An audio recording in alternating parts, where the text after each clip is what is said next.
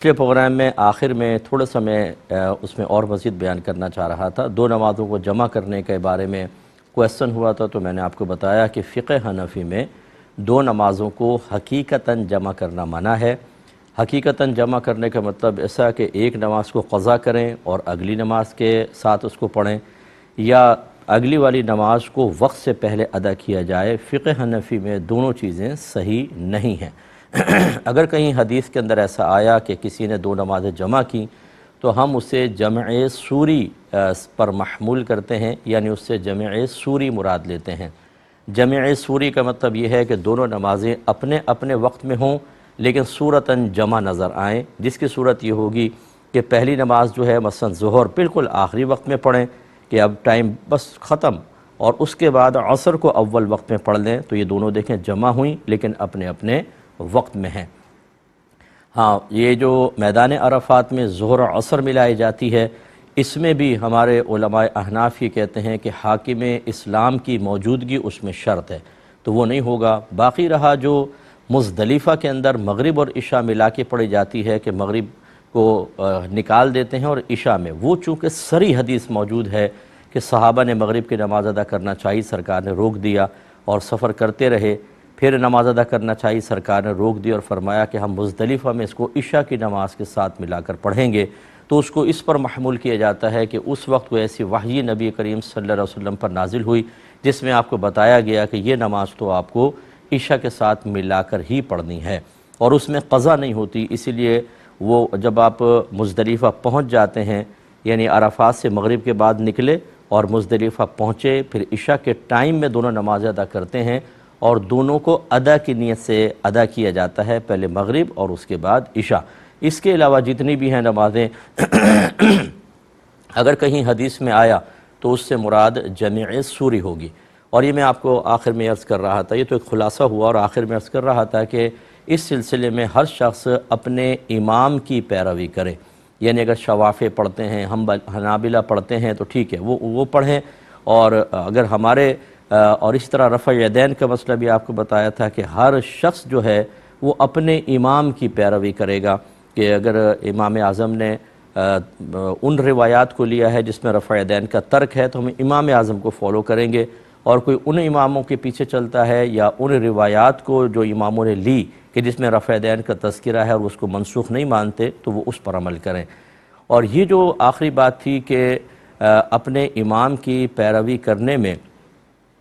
کیا یہ ضروری ہے کہ تقلید شخصی واجب ہے، تو میں نے آپ کو عرض کیا کہ اب امت اس بات پر متفق ہے کہ ان چاروں اماموں میں سے کسی ایک امام کی تقلید کرنی ہوگی۔ اس کا مطلب یہ نہیں ہوتا تقلید کا کہ آپ قرآن و حدیث کو چھوڑ دیں، بلکہ ہم کسی ایک کے پیچھے اس لیے چلتے ہیں کہ ہمیں اعتماد ہوتا ہے کہ یہ صاحب علم ہے، صاحب تقوی ہے، اور اس نے قرآن و حدیث سے ہی مسئلہ نکال کر بیان کیا ہوگا۔ اور ایک شخص کی تقلید پر اس لیے متفق ہوئے کہ جو احکام شرع ہوتے ہیں ان میں اللہ تبارک و تعالی کی بہت بڑی حکمت ابتلا ہے۔ ابتلا کا مطلب آزمائش میں مبتلا کرنا، تو آزمائش میں آدمی اسی وقت مبتلا ہوتا ہے کہ جب کوئی چیز اس کے مخالف ہوتی ہے، پھر ہی امتحان ہوتا ہے، یعنی نفس راضی نہیں ہو رہا اور سستی آ رہی ہے، دیگر چیزیں، لیکن چونکہ اللہ کا حکم ہے اب تو ماننا ہے۔ کاروبار میں نقصان ہو رہا ہے اس مسئلے کی وجہ سے، لیکن یہ تو ماننا ہے، مالی نقصان، روحانی تکلیف، دیگر چیزیں، لیکن چونکہ اللہ تعالیٰ کا حکم ہے ماننا پڑے گا۔ اب اگر ایک امام کی پیروی کریں گے تو یہ چیز زندہ رہے گی، کیونکہ بعض احکام آپ کے موافق ہوں گے، بعض مخالف ہوں گے، لیکن اگر آپ یہ کہیں کہ چاروں اماموں میں سے سب چونکہ حق ہیں، کسی کی بھی پیروی کر لیں کسی بھی وقت میں، تو ایسا ہوگا کہ جب امام اعظم ابو حنیفہ رضی اللہ تعالی عنہ کا حکم ماننے میں مشکل محسوس ہوگی، وہ امام شافعی کی طرف چلا جائے گا، وہاں مشکل ہوئی تو امام احمد بن حنبل کی طرف چلے گئے، ورنہ امام مالک کی طرف چلے گئے، تو پھر بتائیں کہ شرعی احکام میں ابتلا کہاں رہا۔ اور اسی طریقے سے اگر دو افراد ہیں اور کاروباری ڈیل یا کوئی بھی جھگڑا ہوا، جس کو آسانی محسوس ہوئی امام اعظم کے مسئلے میں، اس نے کہا میں تو امام اعظم کو مانوں گا اس مسئلے میں، اور دوسرے کو امام شافعی کے مسئلہ ماننے میں آسانی، وہ کہتا نہیں میں تو اس وقت امام شافعی کا مسئلہ مانوں گا، بتائیں فیصلہ کیسے ہوگا؟ اس لیے کسی ایک امام کی پیروی کرنا یہ ضروری ہوتا ہے، اور تقلید کا مفہوم یہی ہوتا ہے کہ ہم کسی ایک امام کے قول کو قبول کرتے ہیں دلیل پر نظر رکھے بغیر۔ لیکن اس کا مطلب یہ نہیں ہوتا کہ دلیل کو نظر انداز کر رہے ہیں، وہی بات کہ اعتماد اتنا ہوتا ہے کہ انہوں نے قرآن و حدیث سے مسئلہ نکالا ہوگا۔ اور اگر کوئی کہتا ہے کہ نہیں تقلید نہیں کریں گے، آپ قرآن و حدیث سے ڈائریکٹ مسئلہ نکالیں، تو بھائی پھر یہ تو کوئی بڑے سے بڑا عالم بھی دعویٰ نہیں کر سکتا۔ جدید ترین مسائل ہیں اور اتنی پیچیدگیاں ہیں، آپ یہ سوالات سنتے ہیں، کتنے سارے سوالات ہیں، یہ سارے میرے سوالات ان کے سامنے پیش کر دیں اور کہیں کہ ہر ایک کا مسئلہ قرآن و حدیث سے نکال کر بتائیں۔ یقیناً جتنے بھی جدید مسائل ہیں اور بہت سارے قدیم مسائل بھی کہ ان میں نوعیتیں سوال کرنے والے کی ایسی ہو جاتی ہیں کہ براہ راست قرآن و حدیث سے مسئلہ نکالنا خود علماء کے لیے انتہائی مشکل اور تقریباً بعض صورتوں میں تو ناممکن بھی ہو جاتا ہے، چاہے جائے کہ ایک عام آدمی کو مکلف بنائیں کہ تم تقلید نہیں کرو بلکہ قرآن و حدیث سے خود تلاش کر کے نکالو۔ اور اگر کہتے ہیں کہ خود تلاش کر کے نہیں نکالو، علماء کے پاس آؤ، تو آج کے دور کے جب علماء کا قول قبول کر رہے ہیں، ہمیں نہیں پتہ کہ قرآن و حدیث میں کیا ہے نہیں کیا، ہم کہتے ہیں جی ہمارے عالم ہیں، انہوں نے بتایا بس ہم مان لیں گے، تو پھر امام اعظم رضی اللہ تعالیٰ عنہ پر اعتماد کرنے میں کون سی مصیبت ہے؟ تو خلاصہ کلام یہ ہے کہ جو احناف مجھے سن رہے ہیں، حنفی حضرات ہمارے بھائی بہن، وہ بالکل مطمئن ہو کر جو علماء احناف نے لکھا اس کو قبول کریں۔ کسی نے کہا کہ یہ غیر مسلم لوگوں کے آستانوں کے باہر بعض اوقات سٹال لگے ہوتے ہیں پانی وغیرہ کے، تو کیا وہاں سے ہم پانی پی سکتے ہیں یا نہیں؟ یہ پڑوسی ملک کا کویسچن ہے۔ دیکھیں وہاں پانی پینے میں تو کوئی حرج نہیں، جبکہ ظاہری طور پر کوئی اس میں خدا نخواستہ ناپاکی یا گندگی آپ کو نظر نہ آئے، جیسے گزرتے ہوئے بازار میں یا دیگر چیزوں میں کہیں پہ پانی کی کوئی سبیل وغیرہ ہے تو پانی پینا شرعاً کوئی گناہ نہیں ہوتا، آپ پانی پی سکتے ہیں۔ ایک بھائی نے پوچھا تھا کہ حج یا عمرے کے دوران چونکہ پیدل چلنے میں بعض اوقات تکلیف ہوتی ہے تو کیا ہم جوتیاں یا ایسے جوتے پہن سکتے ہیں جو اوپر سے تھوڑا سا پنجے کو کور کر لیں؟ دیکھیں اس میں تو اتفاق ہے کہ یہ جو ٹخنے ہیں ان کو کھلا رکھنا لازم ہے، لیکن اس میں اختلاف ہے کہ جو پاؤں کی پشت کی ہڈی ہے کہ یہ بھی کھلی رکھی جائے گی یا نہیں۔ بعض نے کہا کہ نہیں یہ چاہے آپ ڈھک لیں، بعض نے کہا نہیں کھلی رکھنی ضروری ہے۔ تو جنہوں نے یہ کہا کہ کھلی رکھنا ضروری ہے تو وہ یہی کہتے ہیں کہ ٹخنے بھی کھلے ہوں اور یہ بھی کھلی ہو، اور جو اس کے قائل نہیں وہ کہتے ہیں بس ٹخنے کھول لیں یہ چاہے ڈھکی ہو۔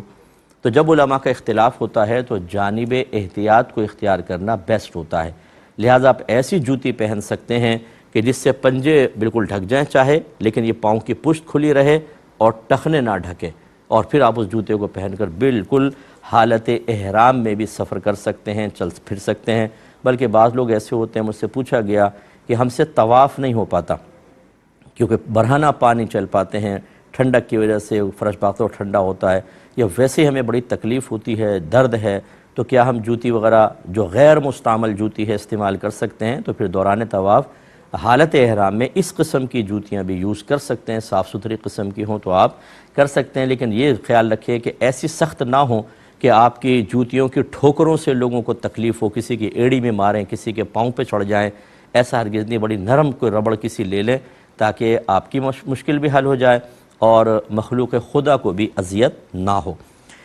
یہ کہتے ہیں کہ ہماری مسجد میں امام صاحب جو ہیں وہ نماز کے بعد بہت بلند آواز سے دعا کراتے ہیں، تو بعض نمازی ایسے ہیں کہ جو نماز پڑھتے ہوئے ڈسٹرب ہوتے ہیں، کیا حکم شرع ہوگا؟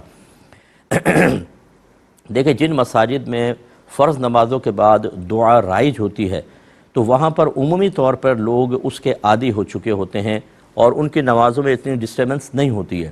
لیکن بہرحال بعض اوقات اجنبی بھی آ جاتا ہے تو امام صاحب کو بہت ہی بلند آواز سے نہیں کرانی چاہیے، تھوڑی سی پست آواز کر لیں اور دعا کروائیں، کیونکہ مسئلے دونوں طرح کے ہوتے ہیں۔ اگر کوئی نمازی ڈسٹرب ہو رہا ہے وہ دعا ہی نہ کرائیں، تو پھر بہت سارے لوگ ایسے ہوتے ہیں کہتے ہیں آپ نے دعا کیوں نہیں کروائی، تو بڑے پرابلم ہوتا ہے، تو تھوڑی سی آہستہ کر لیں، کوشش کریں کہ نمازی کی نماز ڈسٹرب نہ ہو۔ اللہ تعالیٰ عمل کی توفیق عطا فرمائے۔ مختصر سا بریک لیں گے، ہمیں یقین ہے آپ ہمارے ساتھ رہیں گے۔ بسم اللہ الرحمن الرحیم۔ یہ کسی نے پوچھا تھا کہ کوئی ماں باپ ہیں وہ اپنے بیٹے اور بہو سے شدید ناراض ہیں، اور وہ بیٹا اور بیوی جو ہے وہ ان ماں باپ سے، یعنی بہو تو ساس سسر سے اور بیٹا اپنے ماں باپ سے شدید ناراض ہیں، اور دونوں ہی ایک دوسرے کے حقوق میں شدید کوتاہی کے مرتکب ہیں، اور عبادت بھی کرتے ہیں، روزے بھی رکھ رہے ہیں، سب کچھ ہے، اور یہ ماں باپ کی ساری توجہ اور محبت بیٹی کی طرف ہے، تو کیا حکم شرع ہوگا؟ دیکھیں یہ تو مطلب کوئی فیصلہ نہیں کیا جا سکتا کہ غلطی پر کون ہے جب تک کہ سائلین سے نہ سن لیا جائے، ان سے باتیں سنی جائیں تو پھر پتہ چلے گا کہ کیا بیٹے کا قصور ہے یا کسی مقام پر ماں باپ جان بوجھ کر یا خدا نخواستہ نادانستہ طور پر کسی غلطی کا ارتکاب کر رہے ہیں۔ تو بہرحال ہمارا مشورہ تو یہی ہوتا ہے ایسی تمام صورتحال میں کہ اس طرح قسم کا کوئی جھگڑا ہو جائے تو آپس میں اپنی عقلی دلائل سے اور اپنے خاندانی رسوم و رواج اور اصولوں کو بنیاد بنا کر حل کرنے کے بجائے کسی اچھے مستند مفتی صاحب سے رابطہ کیا جائے اور کہا جائے کہ جی ہمیں بتائیں کہ غلطی پر کون ہے، ہم ہیں یا یہ۔ جو غلطی پر ثابت ہو جائے اسے چاہیے کہ وہ دوسرے فریق کو راضی کرے۔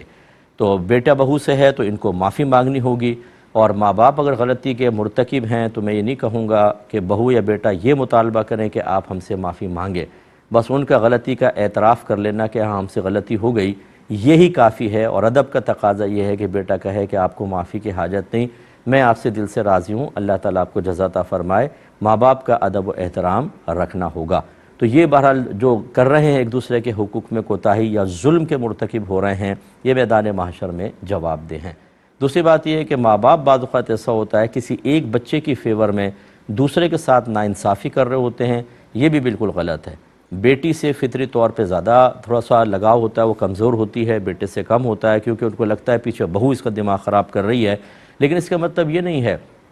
کہ بیٹی کو اتنی سپورٹ دیں کہ بیٹا ہی ڈی گریڈ ہو جائے اور وہ یہ سمجھے کہ میرے ساتھ شدید ناانصافی ہو رہی ہے۔ یہ توازن اور بیلنس قائم کرنا بھی ماں باپ کی ذمہ داری ہے۔ اس میں اگر خرابی پیدا کریں گے، بلکہ بعض وقت بیٹیاں اتنے نخرے کرتی ہیں اور ایسے سے مطالبے رکھتی ہیں، ایموشنل بلیک میل کر لیتی ہیں کہ وہ بیٹے سے بدظن ہو کے ماں باپ اسے نکال دیتے ہیں۔ ایسی بچیوں سے میری گزارش ہے کہ ہرگز نہ کریں۔ اپنی نسوانیت کو دلیل اور بنیاد بنا کر آپ کسی کے توجہ تو حاصل کر لیں گے، لیکن اگر وہ ظلم کر بیٹھے تو میدان محشر میں آپ بھی اس کی جواب دہ ہوں گی۔ ایک کالر ہمارے ساتھ ہیں، السلام علیکم۔ وعلیکم السلام جی۔ جی حضرت، جی فرمائیے، بولیں مفتی صاحب میرے دو سوال ہیں۔ بولیں جلدی بولتے جائیے۔ اچھا جی مفتی صاحب، میں نے ادھر اسپین میں کچن میں غیر مسلم کے پاس کام کرتا ہوں کچن میں، ٹھیک ہے، اور ادھر بہت سی حلال چیزیں بھی ہیں، لیکن ساتھ میں ایک خنزیر کا گوشت بھی پکتا ہے، وہ بعض اوقات مجھے سرو بھی کرنا پڑتا ہے۔ ٹھیک ہے، تو کیا ادھر وہ میرے لیے کام کرنا مناسب ہے یا نہیں؟ ٹھیک ہے، میں بتاتا ہوں۔ اور دوسرا یہ ہے کہ میں قرآن پاک پہ موبائل پہ قرآن پاک کی تلاوت سنتا ہوں با ترجمہ، اور ساتھ میں بعض جو تلاوت ہے وہ خود بھی رپیٹ کرتا ہوں۔ ایسا کرنا کیا میرے لیے مناسب ہے یا نہیں؟ ٹھیک ہے، اور میں عرض کرتا ہوں۔ ایک اور کالر ہیں، السلام علیکم۔ السلام علیکم۔ شاید چلیں لائن ڈراپ ہو گئی ہے شاید کسی نے۔ اچھا پہلے یہ لے لیتے ہیں کہ یہ کل بھی ہم نے جواب دیا تھا، بس یہ وہی جواب ہے کہ اگر آپ کسی غیر مسلم کے کچن میں کام کرتے ہیں تو کوشش یہ کریں کہ اپنے آپ کو ان گندی چیزوں سے آلودہ نہ ہونے دیں، لیکن اور بہتر یہ ہوتا ہے کہ اس قسم کے گندے ماحول سے بہتر ہے کہیں اور جاب کر لیں۔ لیکن جیسے کہ آج کل بہت ہی فقدان ہے جاب وغیرہ کا، اور ہر چیز اس میں کوئی غلط بھی نہیں ہوتی ہے، ایک اگر سور ناپاک ہے تو پاک چیزیں بھی ہوتی ہیں، تو آپ وہاں پر جاب کر سکتے ہیں۔ فی نفسی ہی آپ کی جاب کوئی حرام یا ناجائز نہیں کہلائے گی، بس اپنے آپ کو گندگی آلودگی سے بچائیں، کوئی ایپرن پہن کے رہیں اور کوئی گلوز وغیرہ پہن لیں، تاکہ اگر وہ سور وغیرہ پکانا پڑے خدا نخواستہ یا اس کو سرو کرنا پڑے تو پھر آپ اس میں آلودہ نہ ہوں، اور ہو جائیں تو پھر فوراً اپنے آپ کو پاک کریں، کیونکہ سور کا ہر جز ناپاک اور حرام ہوتا ہے۔ دوسرا آپ نے فرمایا کہ موبائل پہ آپ قرآن بھی سنتے ہیں اور پھر ترجمہ اس کا آ رہا ہوتا ہے اور آپ ساتھ ساتھ دہرانے کی کوشش کرتے ہیں، تو ایسا نہ کریں، کیونکہ قرآن کا واضح فیصلہ ہے کہ جب قرآن پڑھا جائے اور حدیث میں بھی ہے تو اس کو غور سے سننا چاہیے۔ اس وقت آپ اگر پڑھیں گے تو یہ غلط ہوتا ہے، بلکہ اس کو گناہ سے تعبیر کیا گیا ہے، کیونکہ یہ حکم قرآنی کے خلاف ہوگا، اس وقت آپ اس کو نہ کریں۔ ہاں ترجمہ اگر دہرانا چاہیں تو کوئی مسئلہ نہیں ہے، لیکن جب قاری صاحب قرات کر رہے ہوں تو اس کو اس وقت نہ دہرائیں، بالکل خاموشی سے سننا واجب ہوگا۔ ایک اور کالر ہیں، السلام علیکم۔ بھائی دیکھیں ٹی وی کی آواز، یہ 22واں سال ہے آپ ٹی وی کی آواز بند نہیں کرتے ہیں، اس سے ہم ہوتے ہیں ڈسٹرب، ٹائم بھی ضائع ہوتا ہے اور آپ کی کال بھی ڈراپ ہوتی ہے، پھر کیا کریں پھر۔ ایک اور کالر ہیں، السلام علیکم۔ السلام علیکم۔ وعلیکم السلام مفتی صاحب۔ جی حضرت۔ میرا سر سوال یہ ہے کہ غیر مسلم جو ہے اگر پیار محبت سے دعوت دے حلال چیز کی تو کیا کھانی چاہیے کہ نہیں؟ اور کوئی کوشچن؟ سامان جو بھی کچھ نہیں کھاتے ہیں نا، سامان جو بھی کچھ نہیں کھاتے ہیں نا۔ جی بہن دوبارہ بولیں ذرا بلند آواز سے، دوبارہ کہیے۔ دماغ میں آئی سوال، کیا آگیا؟ سامان رکھے گی ننتا ہے نا؟ بہن بولیں، دوبارہ بولیں سوال۔ اچھا کسی اور سے یہ دیکھیں، اگر کوئی غیر مسلم پیار و محبت میں آپ کی دعوت کرتا ہے حلال چیز کی، تو اصل میں اس کے پیچھے ایک مقصد دیکھا جائے گا کہ مقصد آخر کیا ہے۔ ایک صورت تو یہ ہے کہ اگر فرض کر لیں آپ دعوت قبول نہیں کرتے تو اس کی شدید ترین ناراضگی اور پھر اس کے بعد شدید نقصان کا اندیشہ ہے۔ ایسے بعض علاقے ہوتے ہیں کہ اگر آپ دعوت قبول نہ کریں تو بعد میں پھر وہ دل میں کینہ بٹھا لے گا اور آپ کو نقصان پہنچائے گا۔ ایسی صورت میں تو بامر مجبوری پیار میں محبت میں کیا گن پوائنٹ پہ بھی دعوت کھلائے تو آپ کھا سکتے ہیں۔ دوسری صورت یہ ہوتی ہے کہ اگر آپ یہ سمجھتے ہیں کہ میں تھوڑا سے ساتھ نرم رویہ رکھوں گا تو اسلام کی محبت اس کے دل میں پیدا ہوگی تو ہو سکتا ہے مائل ہو جائے، مسلمانوں کی محبت پیدا ہوگی ہو سکتا ہے کہ مسلمانی کی طرف آئے، یا کم از کم اسلام یا مسلمان کے خلاف یہ کبھی بھی کسی کی مدد نہیں کرے گا، نہ ایسی تھاٹس اس کے اندر پیدا ہوں گی، تو ایسی صورت میں بھی آپ کھا سکتے ہیں، اس میں شرعاً کوئی حرج نہیں ہوتا۔ ایک تیسری صورت یہ ہے کہ نہ نقصان کا اندیشہ ہے، نہ اس کا اسلام کی طرف آنے کا اندیشہ ہے، لیکن جیسے اسکول ہوتے ہیں، کالج ہیں، آفس وغیرہ ہیں، یا روم میٹ ہوتے ہیں، بعض اوقات آپ کے ایک ہی روم کے اندر رہتے ہیں اور اس نے کھانا بنا کے پیش کر لیا، تو یہ بھی مروت میں تھوڑا بہت کھا سکتے ہیں کہ پھر چلیں اس کی دل آزاری ہوگی، حرج نہیں۔ ایک چوتھی صورت یہ ہوتی ہے کہ بہت زیادہ پیار محبت ہے اور اتنا گھل مل گئے ہیں کہ آپس میں ایک دوسرے کا کھا رہے ہیں کہ جو ایک کفر کی ایک کراہت دل میں ہونی چاہیے، عقائد باطلہ کی ناپسندیدگی جو ہمارے قلب میں مطلوب شرع ہے، اس کی طرف سے بھی توجہ ہٹ جائے، یار تم بھی ٹھیک میں بھی ٹھیک، یہ مذہب کی باتیں چھوڑ دو اور پھر صحیح مل کر کھا لو۔ اگر اس قسم کی صورتحال ہے تو ایسی مدارات، ایسی مروتیں، ایسی اپنائیتیں یہ میدان محشر میں آپ کے لیے شدید گرفت کا سبب بن جائیں گی، اور یہ کوئی بعید نہیں ہے خدا نخواستہ کہ میں نے جو ینگسٹرز کو یہ دیکھا ہے، انہوں نے اپنی فیلنگز، اپنے تھاٹس ہمیں بتائی ہیں کہ بعض اوقات ہمیں اپنے مذہب کی پابندیاں بری لگنے لگتی ہیں ان کے ساتھ رہ کر، اور ان کی بہت سی چیزیں اچھی لگنے لگتی ہیں۔ اب اگر اس کا تعلق عقائد کے ساتھ ہو تو یہ ایمان کی تباہی کی طرف پہلا قدم ہو سکتا ہے۔ اس لیے ان تمام صورتوں کو ذہن میں رکھ کر پھر اگر آپ سمجھتے ہیں تو آپ دعوت کر کھا لیں، اور اگر آپ سمجھتے ہیں کہ خطرات ہیں تو تھوڑا سا احتیاط کیجئے۔ ایک بھائی نے کویسچن کیا تھا کہ سنا ہے کسی نے کہا کہ گھر میں جھاڑو کو کھڑا کر کے نہ رکھیں، اسے لٹا کر رکھیں ورنہ گھر میں کوئی برا ہو جاتا ہے بلکہ موت بھی ہو سکتی ہے، تو کیا حکم شرع ہے؟ کوئی مسئلہ نہیں ہے۔ نبی کریم صلی اللہ علیہ وسلم کے دور میں ایسی جھاڑوؤں کا رواج تھا جو ہمارے ہاں ہیں، تنکوں کی جھاڑو اور دیگر جھاڑو ہیں، اور کیا نبی کریم نے ایسے کوئی فرمان ارشاد فرمایا؟ تو یہ ہماری خود ساختہ باتیں ہوتی ہیں۔ میں بار بار یہ باتیں آپ کو عرض کرتا ہوں اور توجہ دلاتا ہوں کہ نہ ہم اللہ سے ڈریں، نہ رسول کی بیان کردہ وعیدوں سے ڈریں، نہ جہنم کا خوف، نہ عذاب قبر کا خوف، نہ میدان محشر کی ذلت کا خوف، نہ بری موت کا خوف۔ اس میں تو ہم قہقہے لگا رہے ہوتے ہیں، نمازیں قضا کر رہے ہیں، فرض علوم نہیں سیکھ رہے، حرام کما رہے ہیں، خراب قسم کی دوستیاں ہم نے کی ہوئی ہیں، گناہوں پر دلیر ہیں، کوئی خوف نہیں، جھاڑو سے بڑا ڈر رہے ہیں۔ تو یہ جو بے سروپا باتیں ہم پر طاری ہو جاتی ہیں اور ہم خوف محسوس کرتے ہیں، یاد رکھیں کہ یہ ایمان کی شدید ترین کمزوریوں کی علامات ہیں، اور دوسری طرف جب ہم بے خوف ہوتے ہیں قرآن یا حدیث یا اللہ یا رسول کی طرف سے بیان کردہ عذابات کے بارے میں، تو پھر یہ ایمان کی موت کی طرف لے کے جا سکتی ہیں۔ اس لیے اس کی پرواہ نہ کریں، اس کی پرواہ کریں۔ ایک کالر ہمارے ساتھ ہیں، السلام علیکم۔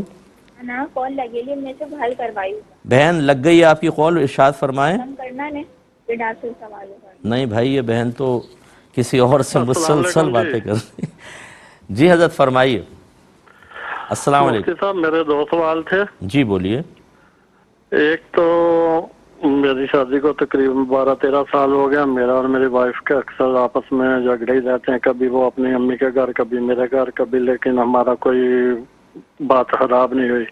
جب وہ لاسٹ ٹائم گئی تو میرے ایک دوست نے بولا اس دفعہ تو انشاءاللہ طلاق ہی ہوگی، تو اللہ، میرے منہ سے بھی نکل گیا انشاءاللہ، لیکن اس سے زیادہ نہیں میں نے بولا، نہ مجھے کچھ یاد ہے تو، لیکن اب میری بیگم پھر واپس آ گئی، چلے میں تو بتاتا اس ہوں، میں کیا میں بتاتا ہوں۔ اور دوسرا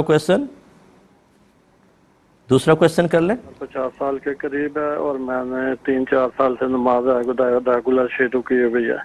تو جو میری قضائی عمری کی نمازیں رہتی ہیں وہ بغیر حساب کے ہی میں پڑھتا ہوں، کبھی 10 پڑھ لی کبھی 1 پڑھ لی، لیکن پچھلے سارے سالوں کا حساب نہیں کیا کہ ساری عمر کی جو رہتی ہیں، جی، تو پھر اس طرح میری نمازیں پڑھنا جائز ہے یا حساب لگا کے پڑھنی چاہیے؟ ٹھیک ہے، میں بتاتا ہوں انشاءاللہ۔ یہ دیکھیں، انہوں نے پوچھا ہے کہ بیوی سے جھگڑے وغیرہ ہوتے ہیں، اور ایک دفعہ جب وہ گئیں تو دوست نے کہا انشاءاللہ آپ کے تو طلاق ہی ہوگی، تو میرے منہ سے بھی انشاءاللہ نکل گیا، کیا حکم شرع ہے؟ دیکھیں، اگر آپ طلاق بھی دیتے نا خدا نہ خواستہ اور ساتھ میں انشاءاللہ کہہ دیتے متصلاً، تو یہ طلاق واقع نہ ہوتی، کیونکہ آپ نے اس کو مشیت الہی پر موقوف کیا۔ یہ واقع نہیں ہوگی طلاق، بلکہ یہ مشیت الہی پر موقوف ہے، اور اللہ تعالیٰ کی مشیت تو آپ کو پتہ نہیں، تو بہرحال کہیے گا نہیں، لیکن خلاصہ کلام یہ ہے کہ اس سے کوئی طلاق واقع نہیں ہوئی۔ دوسری بات یہ کہ ایسا دوست، وہ دوست آپ کہہ رہے ہیں کہ جو آپ کے گھر کے بارے میں یہ کہتا ہے کہ اب کی دفعہ تو انشاءاللہ طلاق ہی ہوگی، ایسے دوست کو دور کر دیں کہ جو اس طرح کی غلیظ باتیں کرے۔ میرے آقا صلی اللہ علیہ وسلم نے طلاق کو انتہائی ناپسند فرمایا ہے، اور فرمایا کہ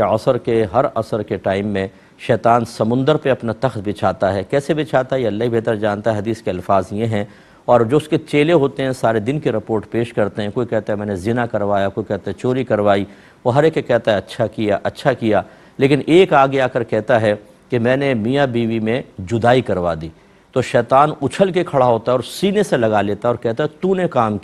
کام کیا۔ اس قسم کے رشتہ دار اور دوست احباب جو آپ کے جھگڑوں کے جواب میں چاہیں کہ میاں بیوی علیحدہ ہو جائیں، بلکہ آپ کو غصہ دلائیں، بلکہ حوصلہ افزائی کرائیں، یہ اسی معاذ اللہ نادانستہ طور پر اس شیطان کے چیلے کا سا کردار ادا کر رہے ہیں۔ ایسے لوگوں کو دور کریں، بالکل دور کر دیں۔ اور دوسری بات یہ ہے کہ خدا را جھگڑے وگڑے نہ کریں، پیار محبت سے رہیں۔ ہو سکتا ہے کہ آپ کے بچے بھی ہوں، جب وہ آپ جھگڑتے ہیں تو کیا اپنے بچیوں کو کیا تربیت دے رہے ہیں آپ اپنے بچوں کو کیا تربیت دے رہے ہیں؟ کیا ان کی ازدواجی زندگی اچھی رہے گی؟ مجھے ایک کپل نے مجھے بتایا کہ ہم شروع سے لڑتے جھگڑتے رہے ہیں، اور اب ہماری بچی کی عمر 30 سال ہو گئی ہے، وہ شادی کرنے کے لیے تیار نہیں۔ وہ کہتی ہے کہ اگر شادی کے بعد ایسے جھگڑے ہونے ہیں تو میں بغیر شادی کے ہی ٹھیک ہوں۔ اور آپ یقین کریں، وہ اگر سن بھی رہے ہوں تو شاید مسکرائیں گے، میں نشاندہی نہیں کروں گا کہ کہاں کے تھے، کہ جب وہ میرے سامنے بیٹھے وہاں بھی لڑنے لگے آپس میں، یعنی ساری زندگی، اور پھر خود اپنے آپ کو کنٹرول نہیں کرنا، خود نہ بیوی شوہر کے حقوق سمجھ رہی ہے، نہ شوہر اپنے ظلم کی داستانوں پر غور کر رہا ہے، حرکتوں پہ غور کر رہا ہے۔ پھر ایک نتیجہ نکالتے ہیں کسی نے ہم پہ تعویذ کروائے ہوئے، اصل میں جادو کروائے، اس لیے ہم لوگوں کے آپس میں نہیں۔ ارے بھائی، ہر چیز کے اندر جادو ٹونا ہو گیا، آپ لوگ اپنے آپ کو سیلف کنٹرول نہیں کرتے۔ دونوں بڑے باپ کے ہیں، دونوں ذہین و فطین، اور سامنے والا بالکل بے وقوف اور بدھو۔ غلطی ساری اس کی ہے، میری نہیں۔ جب اس قسم کی باتیں ہوں گی تو جھگڑے کیسے ختم ہوں گے؟ خدا را ایسا نہ کریں۔ جھگڑوں کے اندر کبھی بیوی بے ادبی کی مرتکبہ ہوتی ہے، کبھی شوہر ظلم کرتا ہے۔ یہاں تو آپ دلیری کے ساتھ کر رہے ہیں، اور آپ کہہ رہے ہیں ابھی بات خراب نہیں ہوئی، یعنی آپ طلاق کی طرف اشارہ ہے، لیکن اتنی تو آپ نے خراب کر لی۔ میدان محشر میں آپ دونوں کو کھڑا کیا جائے گا، اور زندگی بھر کے تمام جو معاملات تھے ان میں فیصلہ کروایا جائے گا۔ اگر شوہر کی طرف سے ظلم ثابت ہوا، بیوی کی نیکیاں نکال کر شوہر کے نام اعمال میں ڈالی جائیں گی، اور اگر بیوی نے شوہر کے حق میں کوتاہی کی، بدتمیزی کی، بے ادبی کی، تو اس کی نیکیاں نکال کر شوہر کے نام اعمال میں ڈالی جائیں گی۔ خدا را ایسا نہ کریں، ابھی پیار محبت سے رہ لیں، چند دن کی زندگی ہے، جتنے جھگڑے ہو گئے دونوں ذرا سوچیں، اور پھر کہیں ڈیٹ پہ چلے جائیں، کھانا کھانے آؤٹنگ پہ جائیں بچوں کو چھوڑ کر، اور وہاں کھانا کھا کے دونوں فیصلہ کریں کہ اب ہم اپنی لائف کو چینج کریں گے، اور اپنے بچوں کے لیے ایک اچھی مثال بنیں گے۔ لوگ حیران ہوں گے، رشتہ دار حیران ہوں گے، بچے حیران ہو جائیں گے۔ مت گھبرائیں، پورے کنٹرول کے ساتھ اب اپنے گھر کے ماحول کو آپ اچھا کیجئے۔ ایک مختصر بریک پہ جائیں گے، ہمیں یقین ہے آپ ہمارے ساتھ رہیں گے۔ بسم اللہ الرحمن الرحیم۔ بھائی نے اگلا کویسچن کیا کہ ان کی 50 ایئرز کی عمر ہے، اور ابھی پچھلے 2-3 سال سے نمازیں سٹارٹ کی ہیں، سابقہ زندگی کی قضا ادا کر رہے ہیں لیکن بغیر حساب و کتاب کے، ٹھیک ہے یا نہیں؟ دیکھیں آپ بالکل ٹھیک نہیں کر رہے، کوشش کریں آپ اپنی زندگی کے ابتدائی 15 سال مائنس کر دیں، اس کے بعد جیسے آپ کہہ رہے ہیں کہ 2-3 سال سے آپ نے سٹارٹ رکھی ہیں تو 15 میں 3 18، 50 میں سے 18 مائنس کر دیں، ٹھیک ہے؟ اب جتنے سال آپ کے بچتے ہیں ان سالوں میں سے پہلا سال لے لیں، اور ہر دن کی 6 نمازیں ہوتی ہیں، فجر، ظہر، عصر، مغرب، عشاء اور وتر، ٹھیک ہے؟ تو آپ ایک جیسے اب جنوری لے لیں، اس کے اندر 30 یا 31 کا مہینہ تھا تو 31 انڈے بنا لیں، پہلے آپ نے جیسے 6 نمازیں ادا کر لیں، 1 انڈا کاٹ دیں، یعنی 1 دن کی ہو گئیں، اس طریقے سے حساب کر کے چلیں تاکہ آپ کو پتہ چلے کہ کتنی نمازیں آپ نے ادا کر لی ہیں کتنی نہیں۔ ایسے آپ پڑھتے رہیں گے تو آپ کو یاد بھی نہیں رہے گا کچھ عرصے بعد کہ کتنی ہوئی ہیں اور کب سے میں نے سٹارٹ کی ہیں، تو پھر آخر میں کچھ نہ کچھ وبال آپ کے سر پہ رہے گا۔ اور ٹینشن نہ لیں، بہت زیادہ تیزی کے ساتھ ادا کرنے کی حاجت نہیں ہے، آپ کا کام تھا اللہ تبارک و تعالیٰ کے خوف اور سابقہ کوتاہیوں پر ندامت کے ساتھ ایک اچھے عمل کو شروع کرنا۔ وہ تکمیل تک پہنچتا ہے نہیں پہنچتا یہ اللہ تعالیٰ بہتر جانتا ہے۔ آپ اگر شروع کرتے ہیں، آرام آرام سے ادا کرتے ہیں اور درمیان میں فرض کر لیں کہ اللہ تبارک و تعالیٰ کی طرف سے کوئی بلاوا آ جاتا ہے، اللہ کی رحمت سے امید ہے کہ انشاءاللہ آپ کے اچھی نیت کی وجہ سے اللہ تعالیٰ درگزر فرما دے گا، پھر وہ نمازوں کا وبال آپ پر نہیں رہے گا، مجھے اللہ کی رحمت سے پورا یقین ہے۔ تو اس لیے یہ بھی نہیں کہ آپ ذہنی دباؤ محسوس کریں، جیسے ہمارے بعض بھائی بہن تیزی سے ادا کرتے ہیں، اتنی نمازیں ایک دن کی، 2 دن کی، 3 دن کی پڑھتے ہیں کہ وہ نارمل زندگی گزار نہیں پاتے، اور پھر وہ بہت ہی ٹف لائف، وہ یقینی سی بات ہے کہ مستقل بنیادوں پر پابندی نہیں ہو پاتی، کچھ عرصے بعد پھر وہ نمازیں چھوٹی جاتی ہیں بالکل، وہ قضا، پھر کئی دن، کئی مہینے تک۔ اس طرح نہ کریں، بالکل آرام آرام سے ادا کریں، 1 دن میں 1 کی کر لیں، 1 دن کی 2 دن میں کر لیں، بس آرام آرام سے کریں، انشاءاللہ اللہ تعالیٰ کرم فرمائے گا۔ ایک بھائی نے پوچھا کہ ہمارے شہر کے قاضی صاحب ہیں، یہ بھی پڑوسی ملک کا ایک کویسچن تھا، وہاں شاید شہروں کے اندر قاضی ہوتے ہیں، اب قاضیوں کا کیا کردار ہوتا ہے؟ واللہ اعلم بالصواب، ہمارے یہاں قاضی کا رواج نہیں ہے۔ وہ کہتے ہیں ہمارے شہر کے قاضی صاحب جو ہیں وہ کوئی نماز نہیں پڑھتے سائل کے مطابق، اور وہ نمازوں کے اوقات میں بازار میں بیٹھے ہوئے نظر آتے ہیں، کسی کے بعد باتیں کر رہے ہیں، کچھ کر رہے ہیں، لیکن جب عید کا ٹائم آتا ہے تو عید ضرور پڑھاتے ہیں، وہ ایک عیدگاہ میں، ایک اور جگہ بھی نماز ہوتی ہے، تو ایسے شخص کے پیچھے عید پڑھنا، عید کی نماز ادا کرنا کیسا ہے؟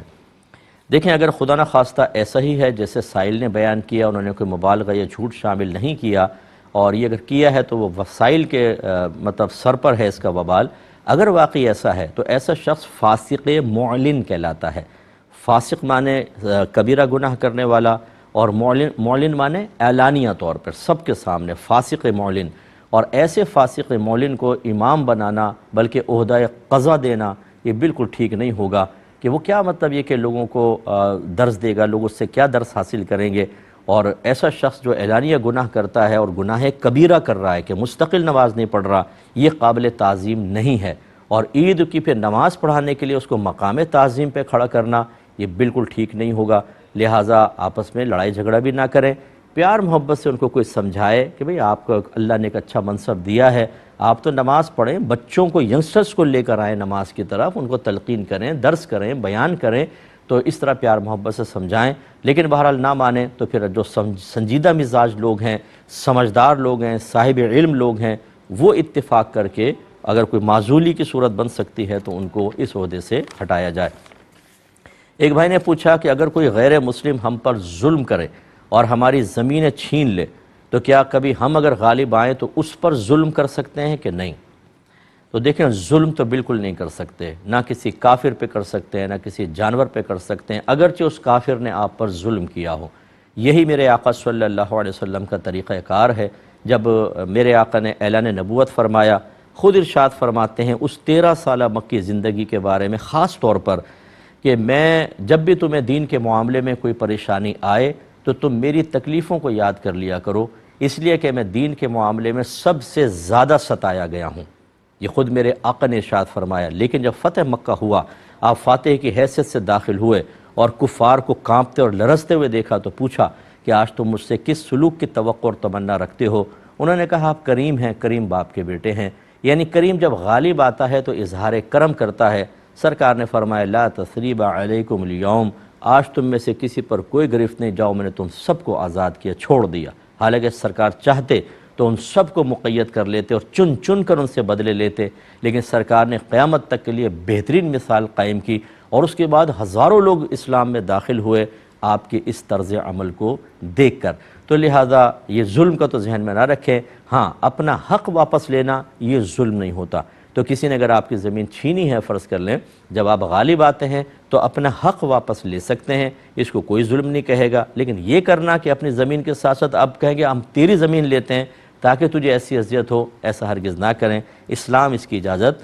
نہیں دیتا ہے۔ ایک بھائی نے فرمایا کہ میں نے غسل کر لیا، ابھی کپڑے وغیرہ نہیں پہنے تھے تو یاد آیا کہ میں نے وضو تو کیا ہی نہیں،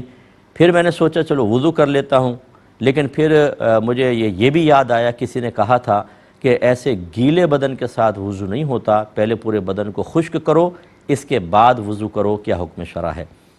تو دیکھیں جس نے یہ کہا یا آپ کے ذہن میں آیا کہ شاید میں نے وضو نہیں کیا، یہ غلط ہے۔ مسئلہ یہ ہے کہ وضو میں نیت صرف ثواب کے لیے ضروری ہے،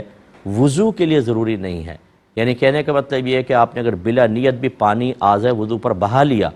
تو نیت نہیں تھی لیکن وضو ہو گیا، کیونکہ اللہ تعالیٰ نے ارشاد فرمایا وَأَنزَلْنَا مِنَ السَّمَاءِ مَاءً طَهُورًا، ہم نے آسمان سے پاک کرنے والا پانی نازل فرمایا، لہٰذا کوئی نیت کرے نہ کرے وہ پاک کرے گا۔ جیسے میں اکثر مثال دیتا ہوں کہ آگ کو اللہ نے جلانے کے لیے پیدا کیا، اب آپ یہ نیت کریں کہ میں جلوں نہیں اور ہاتھ ڈال دیں تو کیا آگ نہیں جلائے گی؟ جلائے گی، وہ اپنا کام کرے گی۔ آگ میں جلانے کا وصف ہے، پانی میں پاک کرنے کا وصف ہے، آپ نیت کریں نہ کریں وضو ہو جائے گا لیکن ثواب نہیں ملے گا، لہٰذا بہتر ہے کہ پھر آپ کپڑے وغیرہ پہن کے ایک دفعہ اور وضو کر لیں ثواب کی نیت سے، تو انشاءاللہ ثواب بھی حاصل ہو جائے گا۔ اور جب وہ وضو کریں تو کپڑے پہننا کوئی ضروری نہیں ہے، بدن خشک کرنا بھی ضروری نہیں ہے، ایسے بھی آپ وضو کر سکتے تھے لیکن منہ سے پڑھیں گے کچھ بھی نہیں، دعا وغیرہ کچھ بھی نہیں پڑھیں گے، آپ وضو کر سکتے تھے، اور بہتر ہے کہ بدن خشک کریں، کپڑے پہنیں اور پھر وضو کر لیں، وہ بھی جائز ہے، یہ زیادہ بہتر صورتحال ہے۔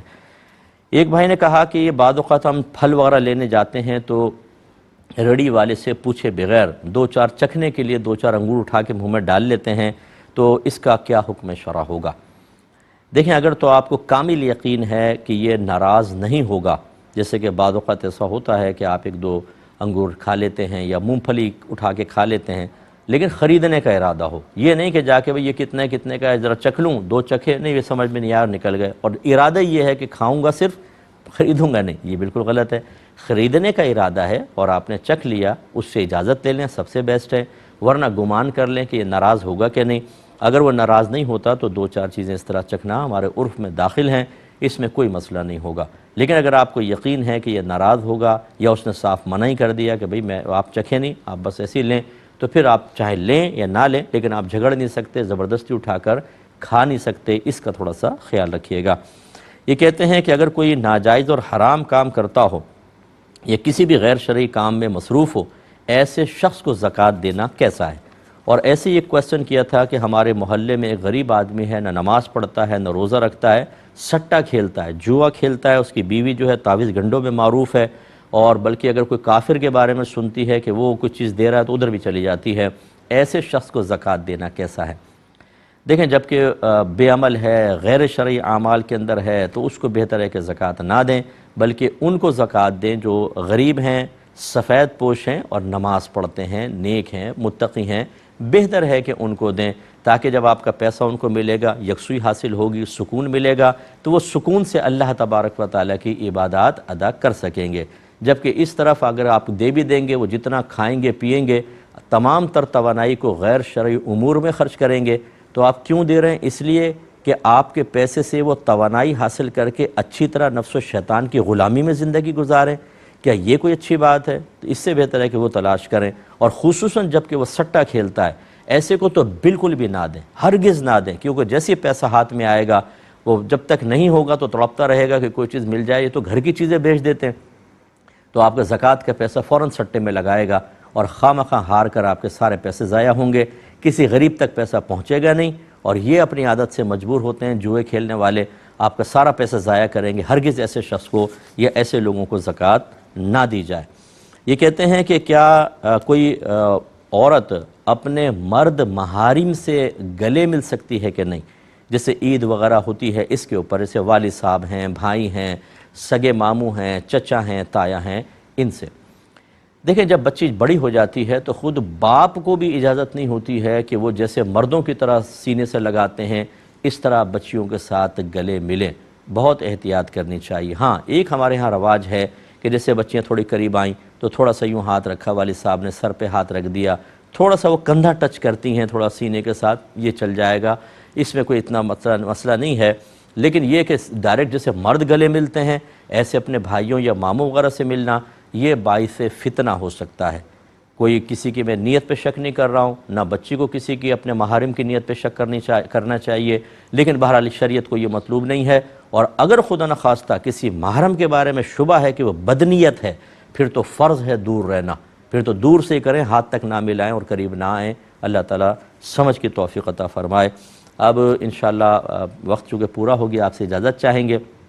اپنے میزبان کو کیو ٹی وی کی پوری ٹیم کو اجازت مرحمت فرمائیں۔ آپ ہمارے لیے دعا کیجئے، ہم آپ کے لیے دعا گو ہیں کہ اللہ تعالیٰ آپ کو شریعت پر مکمل عمل کرنے،